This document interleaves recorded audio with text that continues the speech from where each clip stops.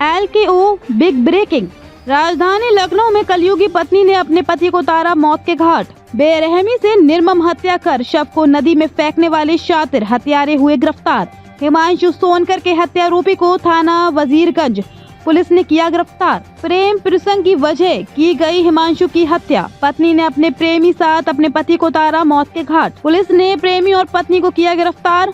DCP पश्चिम महोदय के द्वारा प्रेस कॉन्फ्रेंस कर किया खुलासा। बताइए। सर, एक बॉडी मिली थी जिसकी गुमशुदगी दर्ज की गई थी, उसके बाद इसमें हत्या का मुकदमा दर्ज हुआ है। कैसे एक्यूज तक पुलिस पहुंची है? गिरफ्तारी में जो महिला का रोल है वो क्या रहा? 21 तारीख को हिमांशु सोनकर नाम के एक युवक की गुमशुदगी थाना वजीरगंज में लिखी गई और उसके परिवार वालों ने ये गुमशुदगी लिखाई। जो हिमांशु जो हजरतगंज थाना क्षेत्र का रहने वाला था, पुलिस इसमें लगी और काफ़ी प्रयास करने के बाद सीसीटीवी और सर्विलांस और पुलिस की मुखबिरी और तमाम सारे पूछताछ के बाद में 24 तारीख की रात में इसका शव जो है वो गोमती नदी में, जो यहाँ पर शनि मंदिर है हनुमान धाम के पास, उसके पीछे नदी का बहुत लंबा कटान है, वहाँ बरामद हुआ। पुलिस ने शव को पोस्टमार्टम के लिए भेजा। इसके उपरांत उसमें अभियोग दर्ज किया गया और अभियोग दर्ज करने के बाद पुलिस ने उसमें कार्रवाई की और इसमें एक इसके पत्नी जो जिसका नाम पायल है और उसके एक दोस्त जिसका नाम आयुष और उसके एक बुआ के लड़के, 3 लोगों को इसमें, जिसका नाम जैकी है, उसको गिरफ्तार किया। और जो पूछताछ से पूरी बात सामने नज़र ये आई कि जो हिमांशु की पत्नी जो पायल है वो और आयुष के काफ़ी अच्छे संबंध थे और दोनों एक दूसरे को बहुत प्यार करते थे और एक दूसरे से शादी भी करना चाहते थे। लेकिन पायल का ये कहना था कि जब तक ये रहेगा मेरा हस्बैंड, मैं शादी नहीं करूँगी।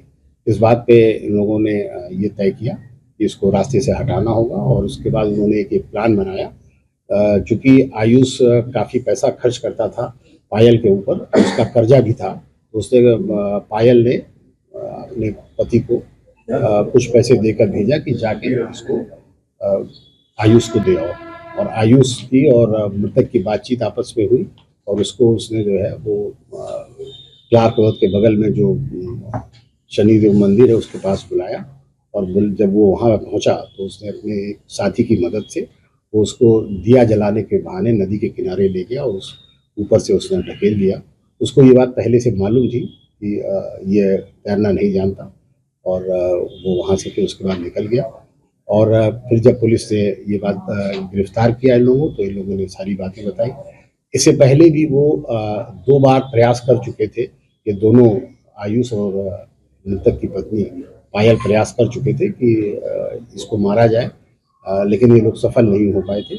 मुख्य रूप से इसको ये इस तरीके से कह सकते हैं कि आयुष और पायल आपस में शादी करना चाहते थे, लेकिन पायल की ये जिद थी कि जब तक मेरा पति जिंदा रहेगा मैं उनसे शादी नहीं करूँगी।